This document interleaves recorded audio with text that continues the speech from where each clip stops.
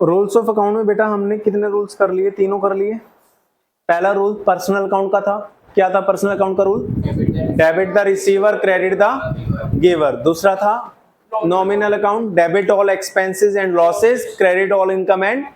और real account का rule क्या था? Debit what, credit what. तीनों रूल्स हो गए बेटा। अब हमें ना सेल एंड परचेज की एंट्री करनी है। आप मुझे बताओ गुड्स का मतलब क्या होता है?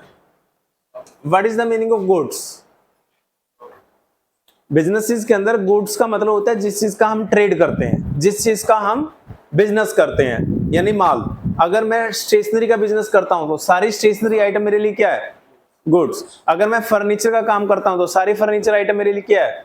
अगर मैं इलेक्ट्रॉनिक का काम करता हूं तो सारी इलेक्ट्रॉनिक आइटम मेरे लिए क्या है? गुड्स। जब भी आप बेटा गुड्स खरीदोगे तो गुड्स की परचेज के लिए परचेज वर्ड यूज होगा और गुड्स की सेल के लिए सेल वर्ड यूज होगा। यानी जब भी आप बिजनेस के अंदर बेटा गुड्स को खरीदोगे तो आप परचेजेस अकाउंट लिखोगे। लेकिन अगर आप गुड्स को नहीं खरीदते, गुड्स की जगह फर्नीचर खरीदते हो, मशीन खरीदते हो, कंप्यूटर खरीदते हो, तो बाय नेम डेबिट करोगे। यानी अगर मैं गुड्स को खरीदूंगा डेट इज कॉल्ड परचेज। अगर मैं एसेट को खरीदूंगा वो भी है तो परचेज ही, लेकिन बुक्स में परचेज बुक नहीं होगी, वो एसेट बुक होगी। फर्नीचर खरीदूंगा तो फर्नीचर अकाउंट डेबिट होगा, गुड्स खरीदूंगा तो गुड्स डेबिट नहीं होगा, क्या डेबिट होगा? परचेज अकाउंट डेबिट होगा। ठीक है, तो यानी गुड्स के केस में दो वर्ड यूज किए जाते हैं बेटा, एक परचेजेस अकाउंट और एक सेल्स अकाउंट। अब आपको कि सर इन दोनों का मतलब क्या है? अगर आप गुड्स खरीदोगे तो परचेजेस अकाउंट ओपन होगा, अगर गुड्स को बेचोगे तो सेल्स अकाउंट ओपन होगा। मेरा काम स्टेशनरी का है तो मैं जितनी भी स्टेशनरी खरीदूंगा तो परचेजेस में जाएगा, जितनी भी स्टेशनरी बेचूंगा तो सेल में जाएगा। और अगर मैं अपने लिए कूलर खरीद लेता हूं तो कूलर का तो काम नहीं होता स्टेशनरी वाले के लिए, कूलर तो उसके यूज के लिए है, तो वो कूलर अकाउंट में जाएगा, परचेज अकाउंट में नहीं जाएगा। परचेज अकाउंट में ओनली एंड ओनली क्या जाएंगी बेटा? गुड्स। सेल अकाउंट में भी ओनली एंड ओनली क्या जाएंगी? गुड्स। गुड्स की परचेज करोगे परचेज अकाउंट में, गुड्स को बेचोगे तो सेल अकाउंट में, और गुड्स के अलावा कुछ और खरीदोगे बेचोगे तो उस नाम में ही जाएगा, परचेज सेल में नहीं आएगा बेटा। Purchase and sale only and only ये दो वर्ड यूज किए जाते हैं गुड्स के लिए। ठीक है, अगर मैं कल को फर्नीचर खरीदता हूं, मान लो टेबल खरीदता हूं, तो फर्नीचर अकाउंट डेबिट होगा बेटा, परचेज अकाउंट डेबिट नहीं होगा, क्योंकि परचेजेस के अंदर ओनली किसकी परचेज आती है? गुड्स की। सेल के अंदर ओनली किसकी सेल आती है? गुड्स की सेल, और किसी चीज की सेल परचेज इन अकाउंट्स में नहीं आती। क्लियर है? अब ये दोनों नॉमिनल अकाउंट है बेटा, परचेज और sale both are nominal accounts. As per rules of accounting goods की परचेज और गुड्स की सेल क्या माना जाता है? Nominal accounts. परचेजेस को एक्सपेंस माना जाता है एज पर नॉमिनल अकाउंट, और सेल्स को एज पर नॉमिनल अकाउंट क्या माना जाता है? इनकम। एज पर नॉमिनल अकाउंट परचेज को अगर एक्सपेंस माना जाता है तो परचेज डेबिट होंगी हमेशा, और सेल को अगर इनकम माना जाता है तो सेल हमेशा क्रेडिट होंगी। क्लियर? हाँ जी। हम परचेज कर रहे हैं तो गुड्स भी तो बढ़ रहा है, यानी कि रियल अकाउंट भी इससे तो नहीं, वो कह रहे सर गुड्स भी तो बढ़ रहा है, तो गुड्स को आप रियल अकाउंट में नहीं ले सकते क्या? एसेट के रूप में नहीं ले सकते बेटा। क्यों नहीं ले सकते? उसका रीजन है, मैं आपको बताता हूं। एक बात बताओ, जब मैं आपसे प्रॉफिट एंड लॉस अकाउंट बनवाऊंगा तो प्रॉफिट एंड लॉस अकाउंट बनाने का पर्पज क्या होगा बताओगे? प्रॉफिट एंड लॉस अकाउंट क्यों बनाया जाएगा बेटा? प्रॉफिट एंड लॉस अकाउंट बनाया जाएगा ताकि बिजनेस के प्रॉफिट निकाले जा सके, और बिजनेस के प्रॉफिट 1 साल के निकाले जा सके या 10 साल के? 1 साल के प्रॉफिट निकाले जा सके। क्लियर है? ये कैसे निकाले जाएंगे? मैं आपको प्रॉफिट एंड लॉस अकाउंट नहीं सिखा रहा, मैं एक टॉपिक को क्लैरिफाई कर रहा हूं। एक साइड में सारी सेल आएंगी, बिजनेस ने जितना माल बेचा, और बाकी इनकम आएंगी बाय इनकम्स, जितने भी और अदर इनकम होंगे, मिसलेनियस इनकम।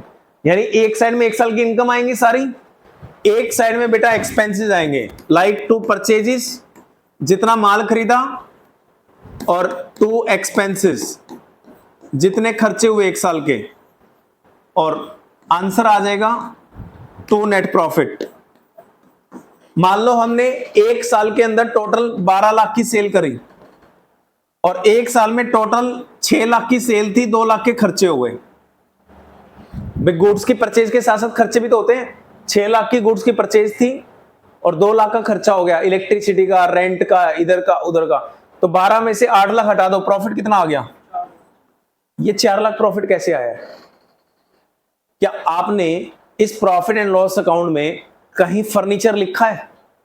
फर्नीचर खरीदा आया, बिल्डिंग खरीदी आया, कंप्यूटर खरीदा आया, क्योंकि कंप्यूटर, बिल्डिंग, फर्नीचर, व्हीकल, ये सारे एक्सपेंस होते ही नहीं है। ये तो बिजनेस की क्या होती हैं? फिक्स एसेट्स, बैलेंस शीट में जाती हैं, बैलेंस शीट में जाती हैं बेटा, ठीक है। लेकिन जब गुड्स की सेल करी तो इनकम में आया ना, जब गुड्स की परचेज करी तो एक्सपेंस में आया ना, आया नहीं आया?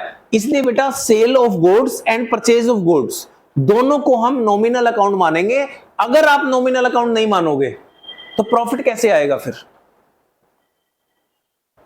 अगर आप इसको, चलो मैं आपकी बात मान लेता हूं, गुड्स की सेल को आप नॉमिनल अकाउंट मानने के लिए तैयार नहीं हो, आप रियल अकाउंट में लेना चाहते हो, तो बेटा प्रॉफिट कैसे निकालोगे? प्रॉफिट कैसे निकलते हैं? इनकम में से खर्चे माइनस होते हैं। अगर आप परचेज ऑफ गुड्स को खर्चा नहीं मानोगे तो माइनस कैसे करोगे? नहीं, वो तो जो स्टॉक आ गया ना, वो एक अलग पॉइंट है, वो तो आएगा ही आएगा एसेट में। बट गुड्स की परचेज को अगर एक्सपेंस नहीं मानोगे तो प्रॉफिट कैसे निकलेगा? भाई आपने यहां देखो, बड़ी सिंपल सी चीज है, आपने 10 टीवी खरीदे बेटा, सॉरी डेबिट में आएंगे, 10 टीवी, 10 टीवी खरीदे हैं और एक टीवी 10,000 का है, तो 1 लाख रुपए में खरीदा। बाय सेल, आपने सेल 10 में से 8 टीवी बेच दिए, 10 के 10 लगा लो, बेच दिए आपने, 10 टीवी बेच दिए बेटा, और एक टीवी की कॉस्ट 12,000 है, सॉरी सेल प्राइस 12,000 है, 12 इंटू 10, 1,20,000 में बेच दिए। 1,20,000 में से 1 लाख माइनस करोगे तभी तो प्रॉफिट आएगा 20,000। अगर यहां सेल और परचेज लोगे ही नहीं तो प्रॉफिट कैसे निकालोगे आप लोग? और अगर सेल लेनी है तो इसको नॉमिनल अकाउंट मानना पड़ेगा। नॉमिनल अकाउंट नहीं मानोगे तो सेल और परचेज बेटा एक्सपेंसेस और इनकम रियल में तो होती नहीं, रियल अकाउंट में तो एसेट होती है। आप बता दो, रियल अकाउंट में इनकम होती है? रियल अकाउंट में इनकम तो नहीं होती। तो बेटा अगर आप इस सेल परचेज को, गुड्स की परचेज को, गुड्स की सेल को अगर रियल अकाउंट मान लोगे तो फिर इनकम बुक कैसे करोगे, एक्सपेंसेस बुक कैसे करोगे? और अगर ये इनकम और एक्सपेंस बुक नहीं हुए तो प्रॉफिट कैसे आएगा? प्रॉफिट तो इससे ही आना है, अगर मैंने 10 लाख का माल बेचा और 6 लाख का खरीदा था तो 10 लाख में 6 लाख का खर्चा हो गया, तभी तो 4 लाख प्रॉफिट निकालोगे। और इसको अगर इनकम मानना चाहते हो और इसको एक्सपेंस मानना चाहते हो तो बेटा नॉमिनल अकाउंट मानने पड़ेंगे। रियल कैसे मान लोगे इनको आप? रियल अकाउंट में तो ये एसेट में चले जाएंगे, और अगर एसेट में चले गए तो प्रॉफिट एंड लॉस अकाउंट कौन बनाएगा? कैसे बनेगा प्रॉफिट एंड लॉस? तो बैलेंस शीट बन जाएगी बस। इसलिए बेटा नॉमिनल अकाउंट में गुड्स की परचेज और गुड्स की सेल, इन दोनों चीजों को नॉमिनल अकाउंट में रखा गया। बिजनेस की फिक्स एसेट खरीदोगे तो नॉमिनल अकाउंट नहीं है, वो एसेट में जाएगा। क्योंकि जब आप प्रॉफिट एंड लॉस अकाउंट बनाओगे बेटा तो बिजनेस में फर्नीचर आएगा ना, वो तो कभी आता ही नहीं, क्योंकि फर्नीचर खरीदना कैपिटल एक्सपेंडिचर है। मैंने दूसरी क्लास में आपको बता दिया था, प्रॉफिट निकालते वक्त ओनली रेवेन्यू एक्सपेंडिचर माइनस होते हैं, कैपिटल एक्सपेंडिचर माइनस नहीं होते। कैपिटल एक्सपेंडिचर बिजनेस की फिक्स एसेट्स है, तो रेवेन्यू एक्सपेंडिचर माइनस करने हैं। तो इसलिए बेटा गुड्स की परचेज और गुड्स की सेल को क्या मान लिया गया? Nominal accounts. और एज पर नॉमिनल अकाउंट गुड्स की परचेज को एक्सपेंस और गुड्स की सेल को क्या मान लिया गया? इनकम। गुड्स की परचेज को एक्सपेंस इसलिए डेबिट में आएगा, गुड्स की सेल को इनकम इसलिए क्रेडिट में आएगा, और निकल जाएगा प्रॉफिट। क्लियर हुआ? बुक लायो, खोलो बुक, दिखाता हूं। सेल और परचेज आपका trading and profit and loss account में मिलेगी, ट्रेडिंग अकाउंट में मिलेगी, है तो वो पीएनएल का पार्टी ना, ट्रेडिंग अकाउंट भी। बेटा लास्ट चैप्टर निकाल लो,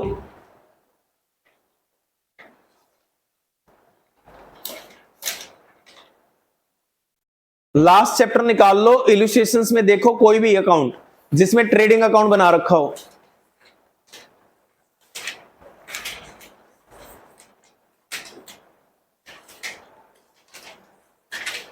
जिसमें ट्रेडिंग अकाउंट बना रखा हो, कोई भी ऐसा चैप्टर निकाल लो। स्टार्टिंग में नहीं होंगे, एंड में होंगे क्वेश्चंस।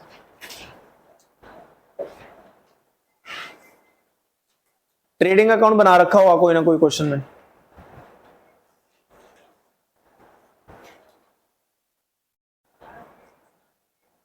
दिखाना कौन सा चैप्टर पढ़ रहे हो तुम। नहीं, इनकम्प्लीट नहीं बेटा, उससे पहले फाइनेंशियल स्टेटमेंट वाला निकालो। पेज नंबर 19.49 निकाल लो बेसिक से। ये पुराना एडिशन है, नए एडिशन में पेज अलग हो सकता है। चैप्टर नंबर 19 निकाल लो, उसका कोई भी इलस्ट्रेशन चेक कर लो। चैप्टर नंबर 19 में कोई भी इलस्ट्रेशन चेक कर लो जिसमें trading and profit and loss account बना रखा है। सबसे ऊपर ट्रेडिंग अकाउंट में सबसे ऊपर देखो, क्रेडिट में बाय सेल लिखा होगा।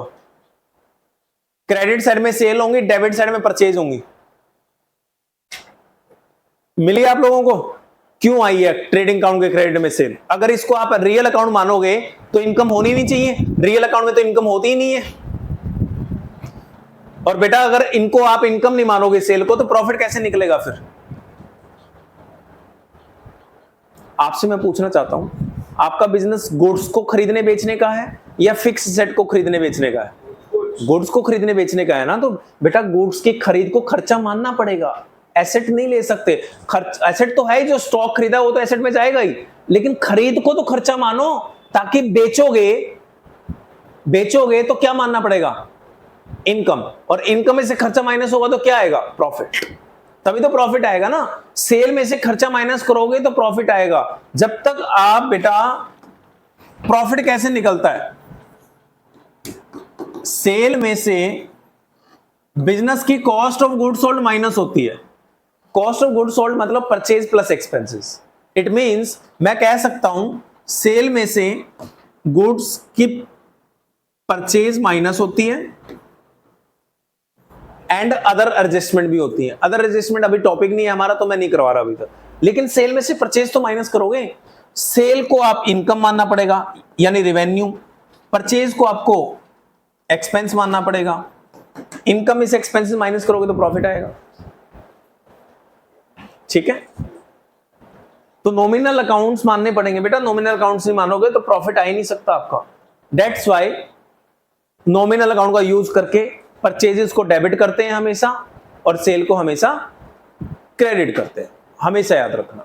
ठीक है, अब बात आती है जब आप गुड्स की परचेज करोगे, यानी मैं अगर बोलूं परचेज ऑफ गुड्स, जब आप गुड्स की परचेज करोगे तो क्या क्या अफेक्ट होगा? पहला पॉइंट, आप गुड्स की परचेज कैसे कर रहे हो? कैश परचेज कर रहे हो या क्रेडिट परचेज कर रहे हो? भाई गुड्स की परचेज तो दोनों तरीके से हो सकती है बेटा। पैसे दे के भी माल खरीद सकते हो, उधार में भी माल खरीद सकते हो। पैसा दे के माल खरीदोगे तो क्या होगा, उधार में खरीदोगे तो क्या होगा? पैसे दे के माल खरीदोगे तब भी दो इफेक्ट होंगे, उधार में माल खरीदोगे तब भी दो। हर ट्रांजेक्शन दो ही होते हैं, तीन तो होते ही नहीं है, राइट? अगर आप कैश में माल खरीदोगे तब भी परचेज तो है ही, उधार में माल खरीदोगे तब भी परचेज तो है ही। तो परचेज अकाउंट तो दोनों में आएगा बेटा। परचेजेस तो डेबिट इसमें भी होगा और परचेजेस तो डेबिट उसमें भी होगा। आप जैसे मर्जी माल खरीदो, डेबिट होगा दोनों में परचेज, क्योंकि गुड्स की परचेज है, और परचेज एज पर नॉमिनल अकाउंट एक एक्सपेंस है, और एक्सपेंसेस को एज पर नॉमिनल अकाउंट क्या करते हो आप लोग? डेबिट। तो दोनों में परचेज डेबिट होगा। चाहे आप पैसे देके माल खरीदो, चाहे आप उधार पे माल खरीदो, माल तो खरीद ही रहे हो, तो दोनों में परचेज आएगा बेटा। बट बात आती है दूसरा इफेक्ट, कैश में माल खरीदोगे तो कैश जाएगा, कैश जाएगा। अगर कैश जाएगा तो बताओ बेटा, कैश अकाउंट कौन सा अकाउंट है? रियल का रूल क्या है? Debit what comes in, credit what, इसमें पैसा आएगा या जाएगा? जाएगा। माल खरीदेंगे तो पैसा, तो क्या करोगे? उधार पे माल खरीदोगे तो पैसा जाएगा? उधार पे माल खरीदेंगे तो पैसा नहीं जाएगा, तो पैसा तो इन्वॉल्व है ही नहीं। अगर उधार में माल खरीदोगे तो किसी बंदे से तो माल खरीदोगे। मान लो रामू से माल खरीदा, तो रामू बताओ गिवर है रिसीवर है? रामू से माल खरीदा तो रामू गिवर है, as per personal account. Giver को क्या करते हो? क्रेडिट। कैश में खरीदोगे तो कैश क्रेडिट हो जाएगा, उधार में खरीदोगे तो पार्टी क्रेडिट हो जाएगी।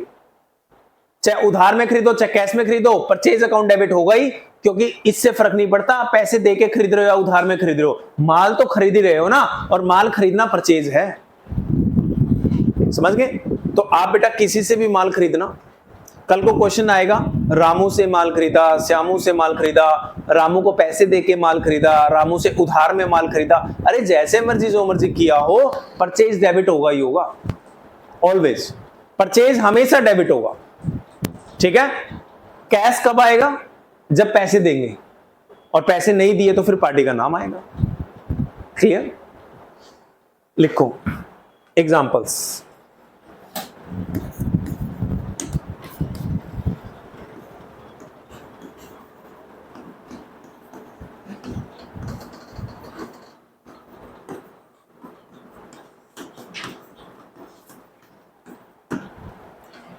Goods purchased for rupees 20,000.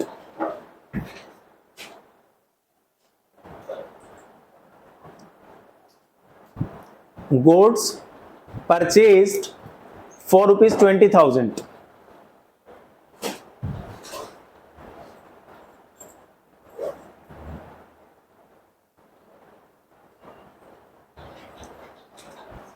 दो अकाउंट अफेक्ट होने चाहिए, बताओ कौन कौन से होंगे? गुड्स नहीं होता बेटा, मैंने अभी आपको बताया गुड्स खरीदोगे तो एक अकाउंट परचेज आएगा ही आएगा, परचेजेस डेबिट होगा ही होगा। गुड्स को खरीदोगे तो हमेशा परचेज डेबिट होगा एज पर नॉमिनल अकाउंट। अब गुड्स खरीदे हैं तो बताओ किस में मानोगे, उधार में या कैश में? नाम दिया नहीं पार्टी का, तो we will assume cash purchase, तो कैश अकाउंट अफेक्ट होगा। तो बताओ कैश आएगा या जाएगा? क्रेडिट करोगे। तो जर्नल एंट्री क्या बन जाएगी इसकी? Purchase account debit cash. Purchase account debit,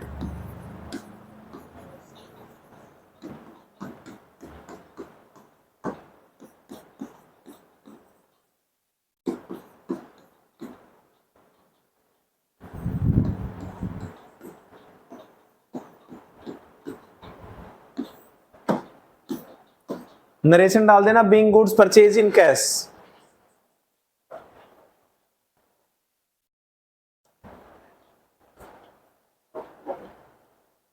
कर लो नोट डाउन।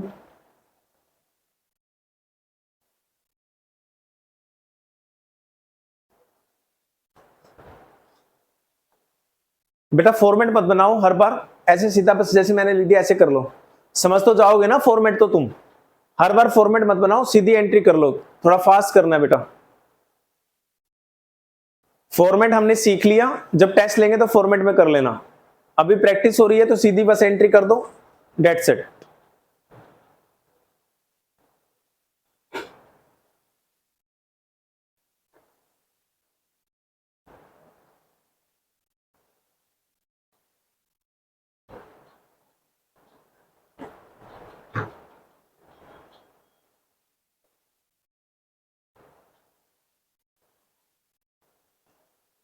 उधार है या कैश परचेज है? उधार में परचेज आएगा नहीं आएगा? परचेजेस तो अफेक्ट होगा ही होगा बेटा। गुड्स की परचेज करोगे ये तो डेबिट होना ही है, आंख बंद करके करो इसको डेबिट। जब भी आप माल खरीदोगे परचेज हमेशा डेबिट होगा। ठीक है? अब बताओ उधार है या कैश है? उधार में पार्टी का नाम आएगा, पार्टी बताओ कौन है? राम गिवर है रिसीवर है? As per personal account giver को क्या करते हो? तो राम क्रेडिट होगा बेटा, राम को क्रेडिट कर लो।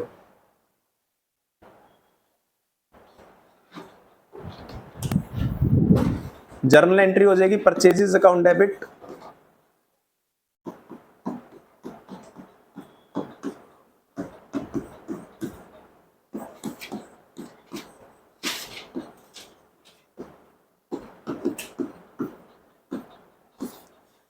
Being goods purchase from Ram, narration डाल देना, being goods purchase from Ram.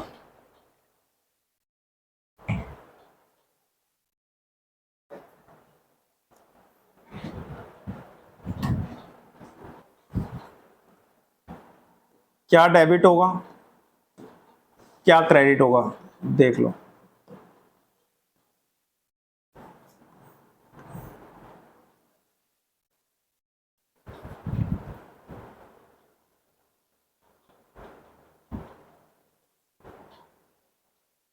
Goods खरीदे हैं तो परचेज तो आएगा ही आएगा। परचेज कितने की करी है? परचेजेस अकाउंट डेबिट होगा 10,000 से। परचेजेस अकाउंट तो 10 डेबिट होगा ही होगा, इसमें कोई दो राय नहीं है। लेकिन क्रेडिट में क्या होगा? क्रेडिट में दो चीजें आएंगी बेटा, बैंक अकाउंट, कैश नहीं आएगा, बैंक आएगा। चेक से पेमेंट करी है, 10,000 का माल खरीदा था, कितनी पेमेंट कर रहे हो? 60% इन 6,000। बताओ पैसे आएंगे या जाएंगे? पैसे जाएंगे तो क्रेडिट होगा राम, सॉरी बैंक। 6,000 रुपए क्रेडिट होगा बेटा बैंक अकाउंट, क्योंकि 6,000 रुपए जाएंगे। तो बेटा 10 में से 6 जाएंगे तो 4,000 का क्या होगा? माफ हो जाएंगे? 4,000 की उधार मानी जाएगी। 10,000 का माल खरीदा है राम से, 60% चेक से पेमेंट कर रहे हो, तो 40% पेमेंट का क्या कैश से करोगे? नहीं। इस केस में ये माना जाता है कि 60% पेमेंट कर दी और 40% पेमेंट बाद में करेंगे। तो 60 में, सॉरी 10,000 में से 6,000 पेमेंट कर रहे हैं, तो 4,000 के लिए राम आएगा, क्रेडिट होगा बेटा 4,000 रुपये। उधार मानी जाएगी बेटा, जितने उधार है उसके लिए पार्टी का नाम आएगा, जितना पैसा जा रहा है उसके लिए बैंक आएगा। दोनों क्रेडिट हो रहे हैं बेटा 6 और 4, तो टोटल क्रेडिट कितना हो गया? 10। टोटल डेबिट कितना है? 10। तो डेबिट भी 10,000 हो गया, क्रेडिट भी 10,000 रुपये हो गया। बट क्रेडिट में दो आ गए अकाउंट, एक बैंक अकाउंट और एक राम अकाउंट। बैंक अकाउंट इसलिए क्योंकि पेमेंट करी है बेटा आधी, मतलब 60%, और राम अकाउंट इसलिए क्योंकि उधार भी है कुछ।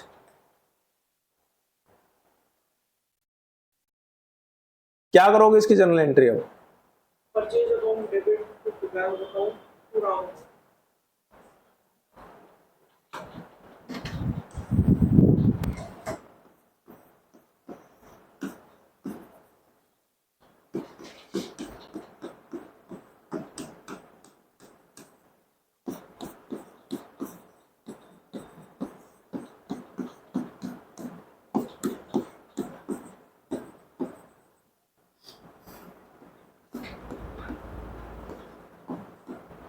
या तो टू राम लिखा करो या टू राम्स अकाउंट लिखा करो।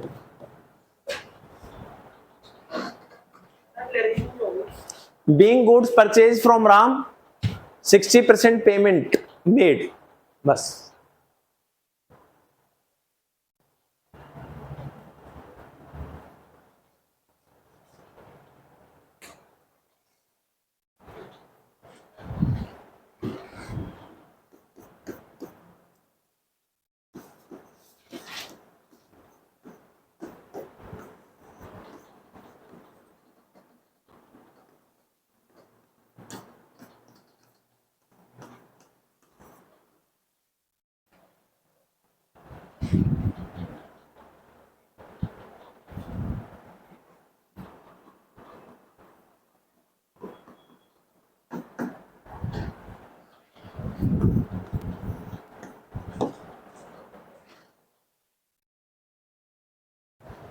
$30,000 के बॉट करें goods against cash. Against cash मतलब पैसा देके, उधार नहीं है।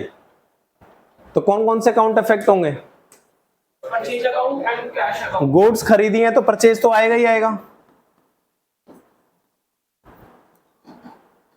30,000, और कैश अकाउंट आएगा क्योंकि अगेंस्ट कैश है। परचेज अकाउंट डेबिट होगा, कैश अकाउंट क्रेडिट होगा। परचेजेस एज पर नॉमिनल अकाउंट डेबिट होगा बेटा, कैश अकाउंट जा रहा है तो एज पर रियल अकाउंट जो जाएगा उसको क्रेडिट करेंगे।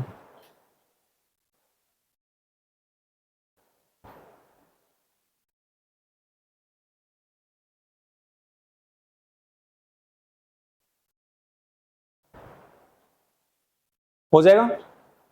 अब नेक्स्ट पॉइंट आता है सेल ऑफ गुड्स। परचेज तो हो गया, sale of goods. Sale of goods में बेटा अगर आप सेल कर रहे हो तो सेल्स अकाउंट तो आएगा ही, जैसे उसमें परचेज आया इसमें सेल्स अकाउंट आएगा।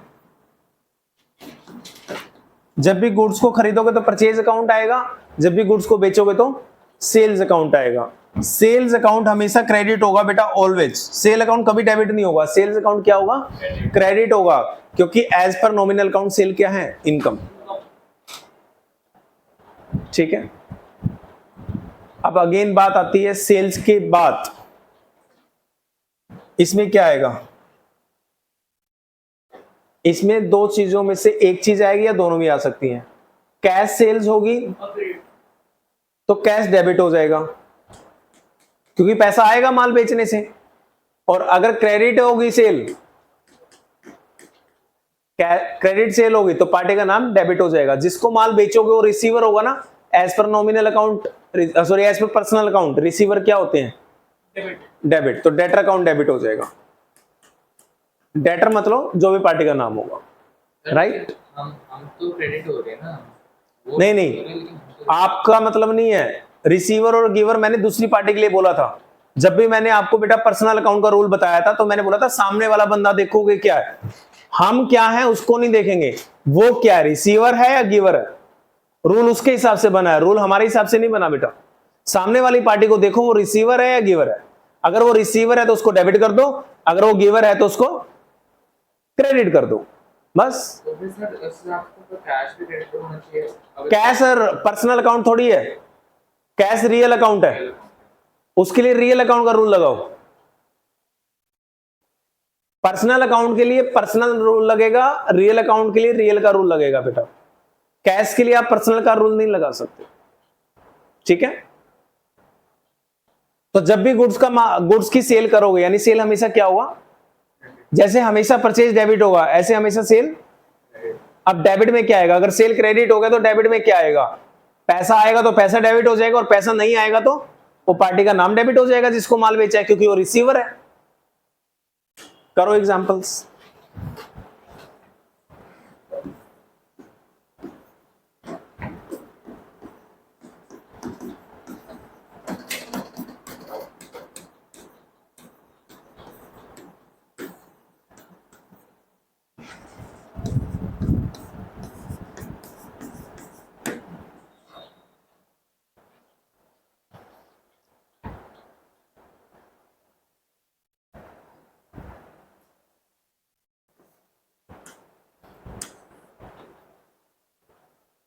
एक कोई ना कोई अकाउंट डेबिट होना है, एक कोई ना कोई अकाउंट क्रेडिट होना है।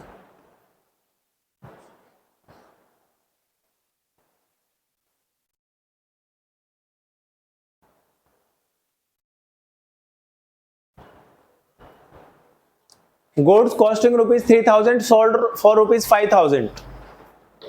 मुझे आपसे एक चीज पूछनी है बेटा, आपने 3000 का माल 5000 में बेचा है ना? अभी आप ट्रांजैक्शन को रिकॉर्ड कर रहे हो या प्रॉफिट निकाल रहे हो? ट्रांजैक्शन को रिकॉर्ड कर रहे हैं, प्रॉफिट नहीं निकाल रहे। प्रॉफिट निकलेगा प्रॉफिट एंड लॉस अकाउंट में। अभी हम सेल को बुक कर रहे हैं। सेल को बुक कर रहे हो, परचेज को बुक कर रहे हो?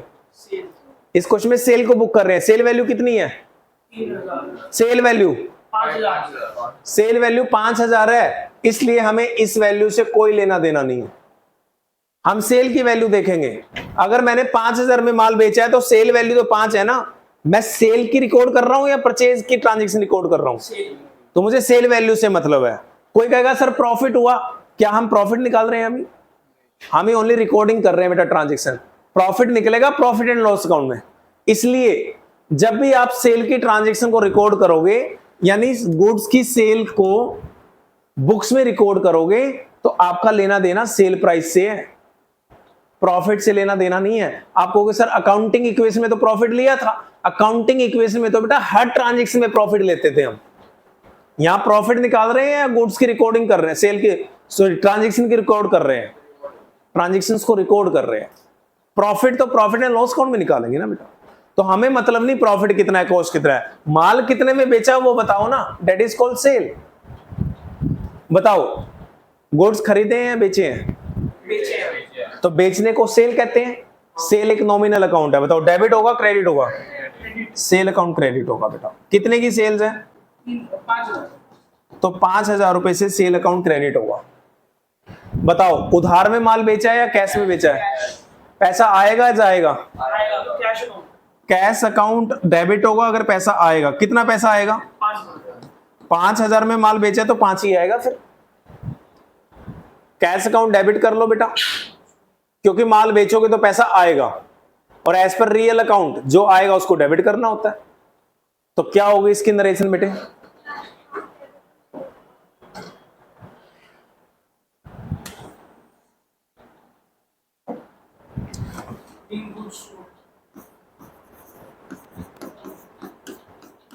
Cash account debit to sales account.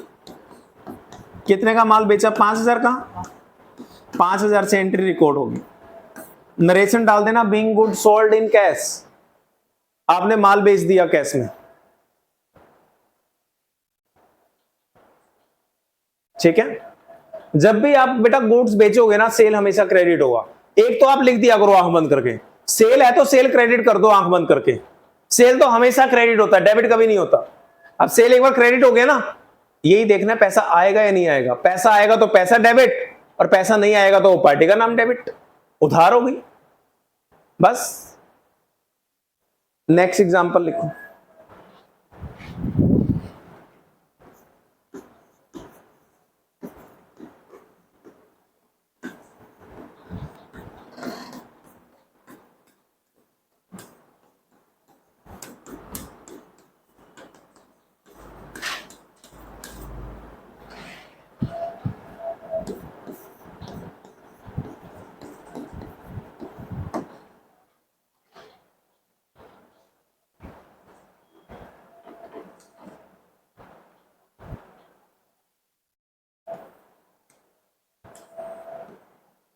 कोई ना कोई एक अकाउंट डेबिट होगा, कोई ना कोई एक अकाउंट क्रेडिट होगा।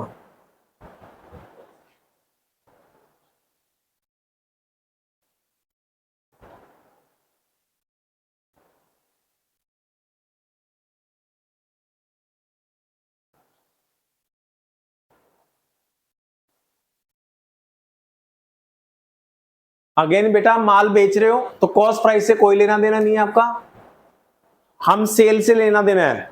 सेल करी है तो सेल एज पर नॉमिनल अकाउंट क्रेडिट होती है।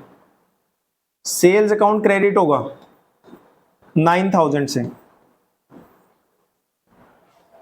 सेल्स तो हमेशा ही क्रेडिट होती हैं, वो तो आंख बंद करके भी लिख सकते हैं हम। अगर आपने 9,000 का माल बेचा है तो 9,000 रुपए सेल में क्रेडिट कर दो। बताओ डेबिट में कैश आएगा या नथू आएगा?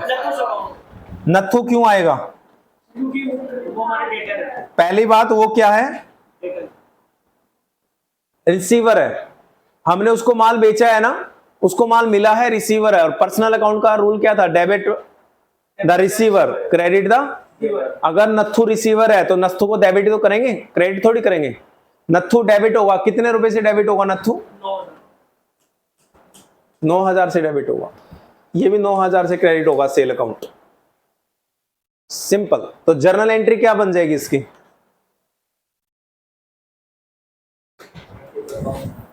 नथु डेबिट हो रहा है ना,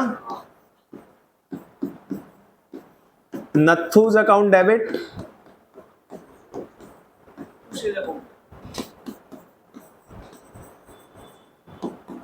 सेल्स अकाउंट लिखना, सेल नहीं सेल्स अकाउंट। नरेशन डाल देना being good sold to Nathu. Narration आ जाएगी being good sold to Nathu, या कुछ और भी लिख सकते हो। नरेशन आप अपने हिसाब से लिख सकते हो, कोई हार्ड एंड फास्ट रूल नहीं है क्या लिखना है बेटा, कर लोगे। नेक्स्ट लिखो।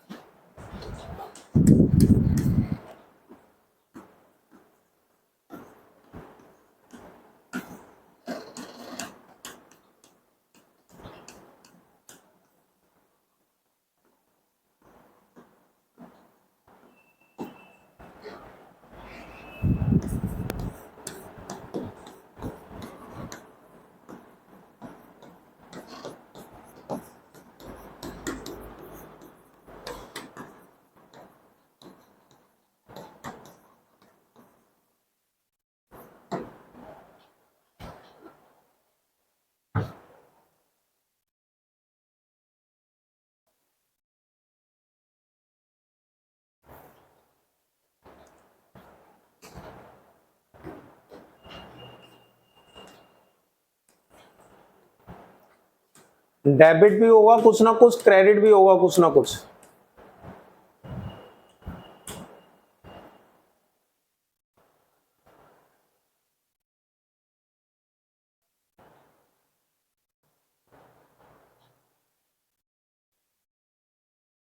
गुड्स सोल्ड, सोल्ड का मतलब सेल्स अकाउंट क्रेडिट होगा ही होगा।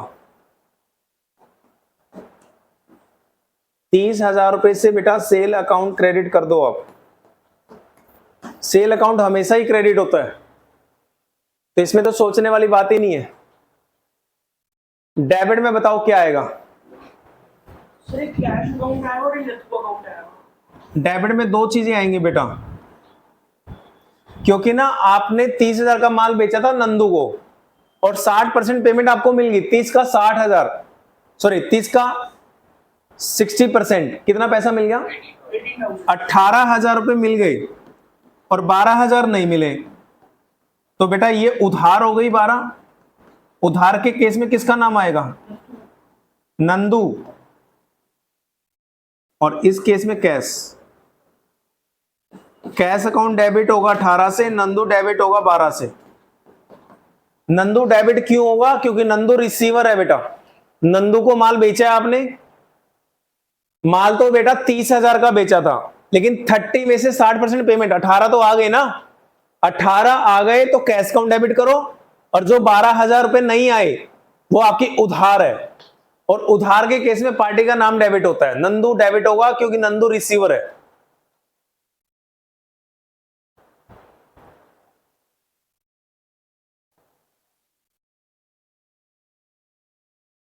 Clear? Is there any doubt? कोई डाउट है तो बता दो। नहीं?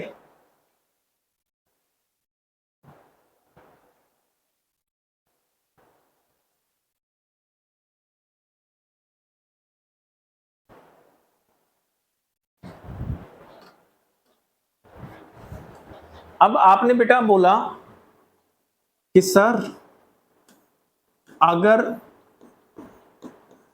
परचेज ऑफ गुड्स होगा तो परचेज इज डेबिट होगा।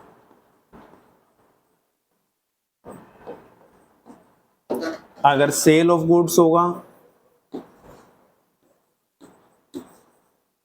तो सेल्स अकाउंट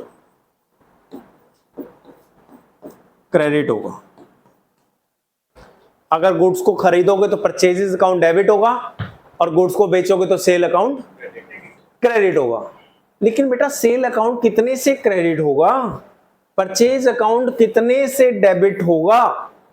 अगर ट्रेड डिस्काउंट आ जाए क्वेश्चन में, परचेज अकाउंट कितने से डेबिट होगा अगर क्या आ जाए? ट्रेड डिस्काउंट आ जाए क्वेश्चन में। सेल अकाउंट कितने से क्रेडिट होगा अगर ट्रेड डिस्काउंट आ जाए क्वेश्चन में? बड़ा आसान है, कुछ नहीं है, एमआरपी माइनस ट्रेड डिस्काउंट।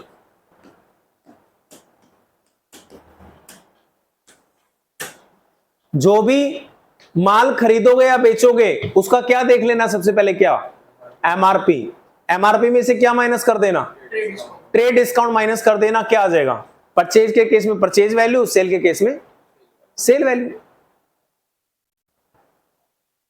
ठीक है, MRP minus trade discount. MRP वो भी जिस प्राइस में हम बेच रहे हैं।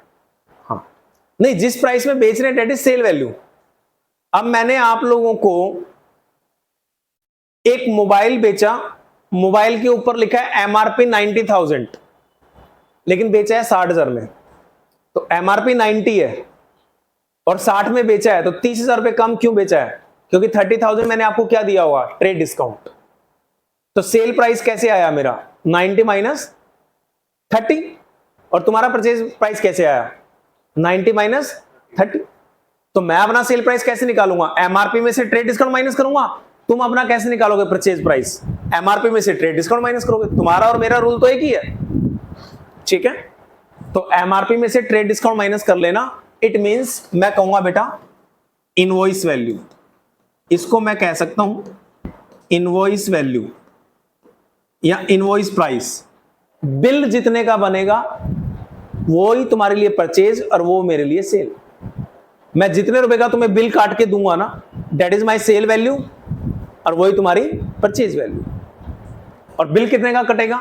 एमआरपी में से क्या माइनस होगा? ट्रेड डिस्काउंट, हमेशा। क्लियर है? जब भी आप कहीं शोरूम पे जाते हो बेटा कपड़े खरीदने के लिए, तो वहां पे डिस्काउंट की वो लिखा होता है कि इतना 30% डिस्काउंट चल रहा है, 70% डिस्काउंट चल रहा है, 90% डिस्काउंट चल रहा है। तो तुमने अपने लिए एक टी शर्ट देखी, टी शर्ट के ऊपर टैग लगा हुआ था 3000, तो आपने बोला भैया ये टी शर्ट कितने की पड़ेगी? उन्होंने बोला मैडम ये टी शर्ट है 50% ऑफ पे, तो 3000 का प्राइस है, कितने में देंगे? 1500 रुपए में देंगे। तो तुम्हें बिल कितने का मिलेगा? 3000 का या 1500 का? 1500 का बिल मिलेगा ना। तो 1500 उसकी सेल वैल्यू है और 1500 तुम्हारी परचेज वैल्यू है। तो 1500 कैसे आया? 3000 माइनस 1500। 3000 एमआरपी था, 1500 डिस्काउंट था, ट्रेड डिस्काउंट। क्लियर हो गया? तो हमेशा ट्रेड डिस्काउंट को माइनस कर लेना, और सेल प्राइस में से यानी एमआरपी में से, अगर एमआरपी में से ट्रेड डिस्काउंट माइनस कर दोगे तो सेल वैल्यू निकल जाएगी, और वो सेल वैल्यू रिकॉर्ड होगी नेट। ट्रेड डिस्काउंट का बुक्स में कोई काम नहीं होता, ट्रेड डिस्काउंट बुक्स में कभी रिकॉर्ड होता ही नहीं। गुड्स की सेल और गुड्स की परचेज हमेशा नेट वैल्यू पे रिकॉर्ड होती है। नेट वैल्यू मतलब एमआरपी माइनस ट्रेड डिस्काउंट। बड़ा सिंपल है। क्लियर? कुछ एग्जांपल लिखो, एक बार बुक देना बेटे। नए एडिशन किसके पास है? तुम्हारे पास है?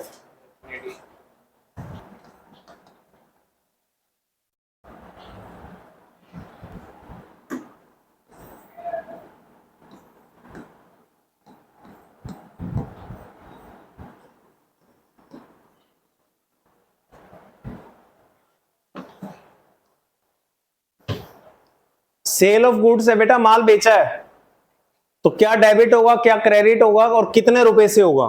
Sales account credit. अब सेल करी है तो सेल हमेशा क्रेडिट ही होती है, तो सेल्स अकाउंट क्रेडिट होगा जी। बताओ उधार में है कैश में है? कैश सर क्रेडिट नहीं है बेटा, नाम दे रखा है, हेमंत डेबिट होगा।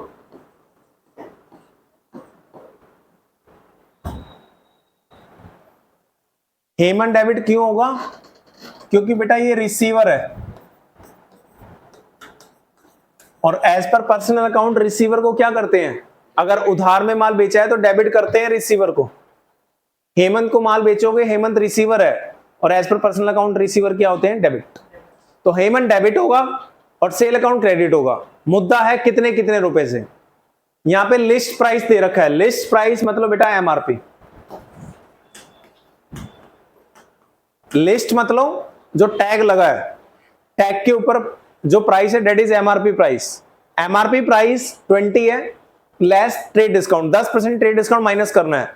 तो माल बताओ कितने का बेचा होगा? 20,000 का 10%, 2,000 माइनस कर दो, माल कितने में बेचा होगा? 18। तो एंट्री कितने से रिकॉर्ड होगी? 18। 2,000 का कोई लेना देना नहीं है बेटा, 18,000 रुपए डेबिट होंगे, 18,000 रुपए क्रेडिट होंगे। 2,000 कहीं रिकॉर्ड नहीं होगा।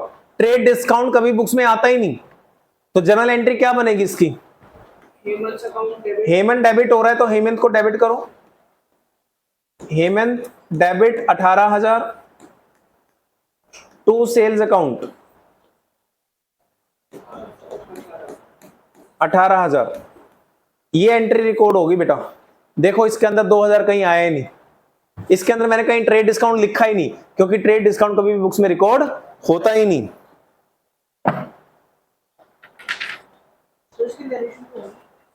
Being good sold to Hemant, बस शॉर्ट में लिख दो। अरे बेटा सीधा शॉर्ट को फॉर्म में लिख दो, पूरा लिखना जरूरी नहीं है।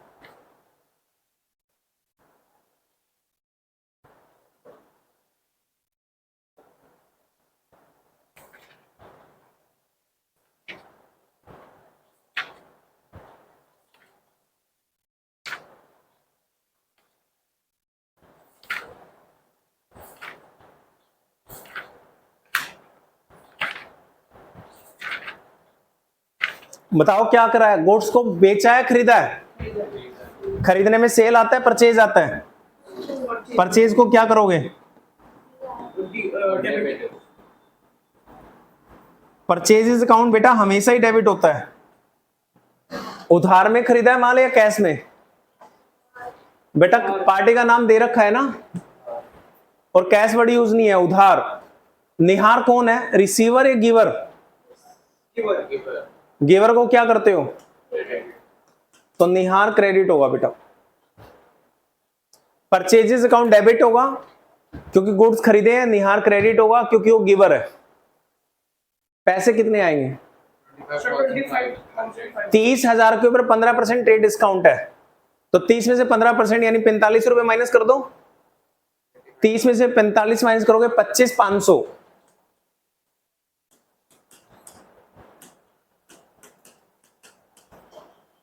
थर्टी से कोई लेना देना नहीं है बेटा, बिल मिलेगा 25,500 का, तो हमारे लिए 25,500 की परचेज है, निहार के लिए 25,500 की सेल है। तो एंट्री तो हमें अपनी बुक्स में करनी है ना, वो थोड़ी करेगा एंट्री। माल हमने खरीदा तो एंट्री हम अपनी बुक्स में करेंगे, वो अपनी बुक्स में करेगा। हम अपनी बुक्स में क्या लिखें, purchase account debit to Nihar.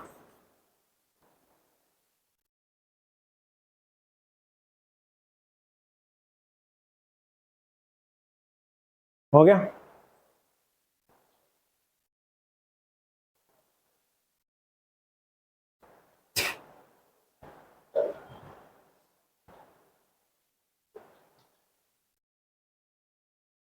Goods की परचेज करी है तो डेबिट होगा परचेज अकाउंट,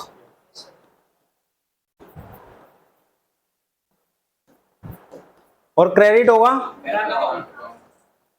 पार्टी का नाम नहीं आएगा। वैल्यू कितनी आएगी, 90,000।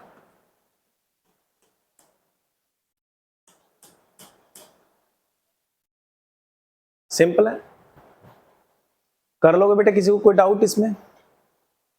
पक्का? ट्रेड डिस्काउंट हो गया। अब बात आती है कैश डिस्काउंट। कैश डिस्काउंट कैसे होगा बेटा, यहां देखो,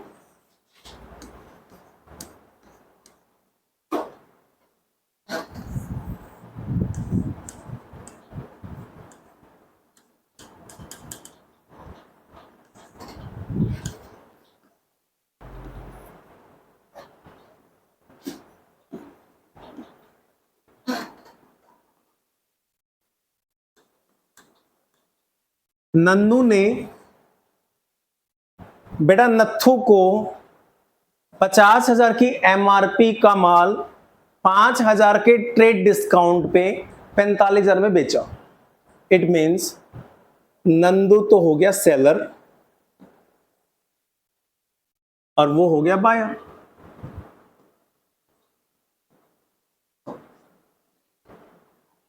ठीक, नंदू सेलर हो गया और नत्थू बायर हो गया। तो नंदू के लिए सेल्स कितने की है, 45,000, और नत्थू के लिए परचेज कितने की है, 40,000। इसके लिए 45,000 की सेल, उसके लिए 45,000 की परचेज। ठीक है, इतना समझ में आया? अब मैं आपसे पूछना चाहता हूं बेटा, इस नत्थू ने नंदू को कितनी पेमेंट करनी है?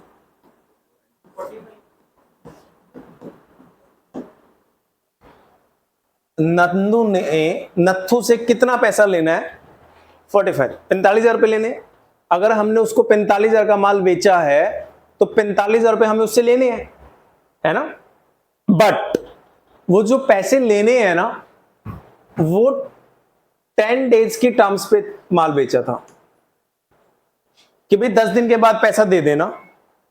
और नत्थू कह रहा है नंदू को, मैं आपकी इमीडिएट पेमेंट कर देता हूं,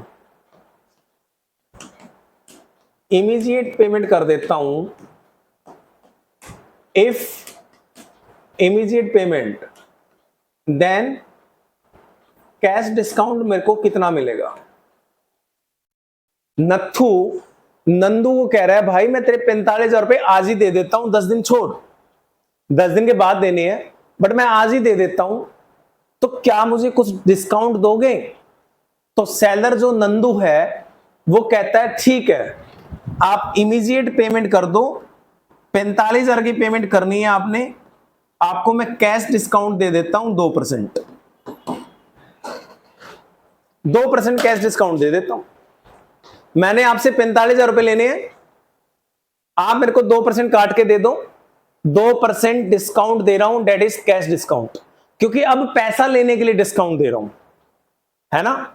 तो जो कैश डिस्काउंट नंदू नत्थू को देगा, तो नंदू के लिए वो एक्सपेंस है या इनकम है? Cash discount expense.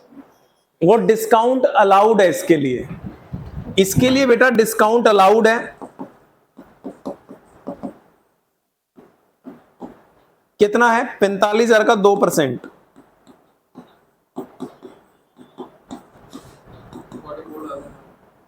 900 रुपए। कैश डिस्काउंट इसके लिए कितना है?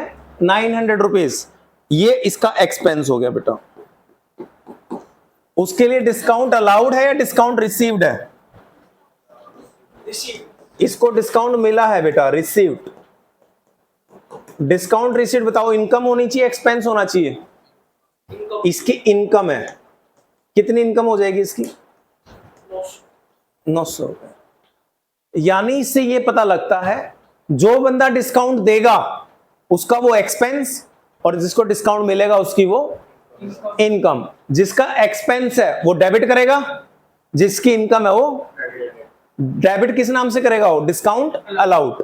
ये इनकम होगी किस नाम से करेगा? Discount received. यानी मतलब जो डिस्काउंट देगा उसके लिए डिस्काउंट अलाउड, और जो डिस्काउंट मिलेगा जिसको, उसके लिए डिस्काउंट रिसीव।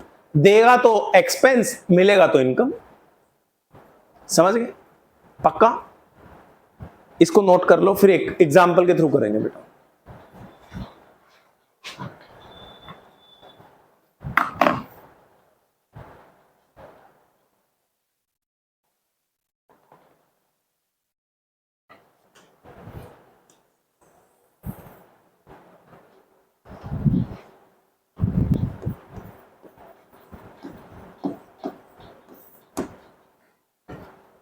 आपने बेटा गुड्स परचेज करे हैं।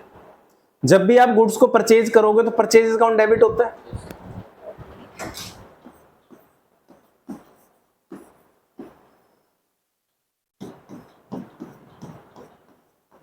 परचेज अकाउंट डेबिट हमेशा होगा बेटा, याद रखना, MRP minus trade discount, always. MRP minus, कितने का एमआरपी था? 2 lakh, less trade discount 25%। 2 lakh में से 25% माइनस करना, 1,50,000 डेबिट होगा।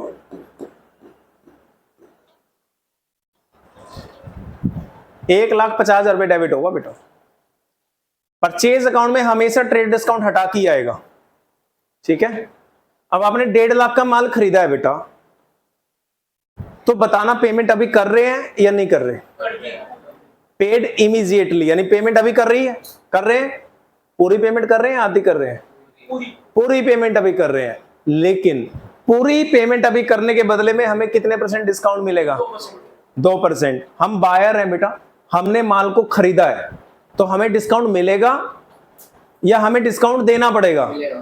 मिलेगा। अगर आपको डिस्काउंट मिले तो आपका बेनिफिट या नुकसान? इनकम है। एज पर नॉमिनल अकाउंट इनकम क्या होती है? क्रेडिट। तो जितना पैसा आपको देना पड़ेगा तो कैश अकाउंट में जाएगा, और जितना डिस्काउंट मिलेगा टू डिस्काउंट रिसीव्ड, वो आपकी इनकम है।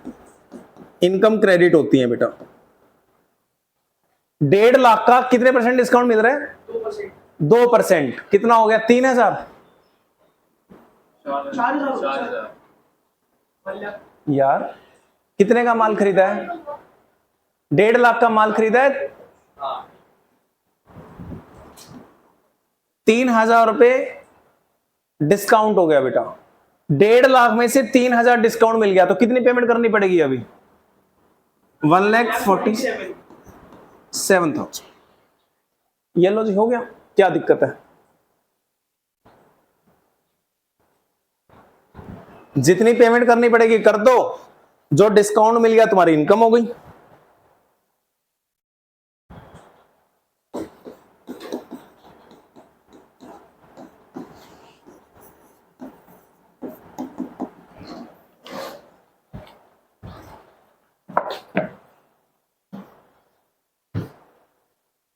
Sold goods to Raman against cash, बताओगे कैश में माल बेचा है उधार में बेचा है? कैश में माल बेचा है, तो माल बेचते वक्त परचेज अकाउंट डेबिट होगा या सेल अकाउंट क्रेडिट होगा? सेल अकाउंट क्रेडिट होगा। सेल्स अकाउंट क्रेडिट होगा always, MRP minus trade discount, हमेशा याद रखना बेटा। सेल और परचेज के लिए एक ही रूल है, एमआरपी माइनस ट्रेड डिस्काउंट। इसमें ट्रेड डिस्काउंट तो कहीं लिखा ही नहीं अलग से, तो नेट वैल्यू कितनी ले लो? 5000। क्वेश्चन कह रहा है अलाउड कैश डिस्काउंट, तो बताओ पूरे 5000 आएंगे या 5000 में से 2% कट के आएगा? 2% कट के आएगा। 2% कट के आएगा, तो जितना पैसा आएगा कैश अकाउंट डेबिट, जितना पैसा नहीं आएगा आपके पास डिस्काउंट अलाउड।